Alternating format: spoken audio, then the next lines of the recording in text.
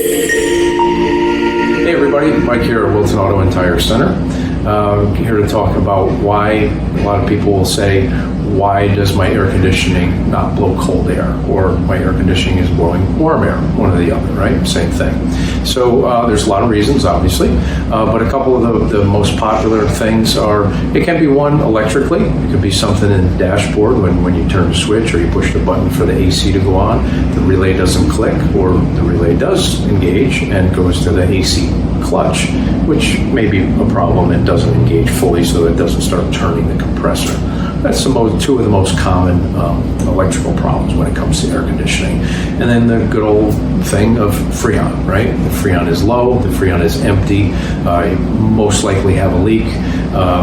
Most cars will leak a little bit each year, a very minimal amount. There's a seal on the AC compressor that is designed to leak, to oil it, to keep it sealed up. And then there's corrosion, right? Rust, corrosion from the road salt and what have you, and the condenser in front of the car. There are a lot of places that an air conditioning system can leak from. Hidden in the dashboard is your evaporator right next to your heater cord. It's built in underneath the dashboard. You can't see it, you can't get at it. Typically when we have a hard time or can't find a leak in a reasonable amount of time, it's usually going to be the evaporator. That's a That's a very pricey repair, unfortunately, because a lot of times a lot of the dashboard needs to come out of the car for that.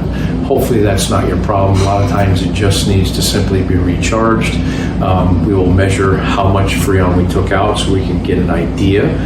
Like if it holds 2 pounds and we took 1.5 pounds out, well, that's not a really big leak, right? But if we took only 0.5 pound out, you've lost 1.5 pounds. So now we really need to focus on where that went, okay? We use dye, we have electronic detectors, lots of different ways that we can track down the leaks. But the first step is getting it here to Wilton Auto and Tire so we can check it out for you.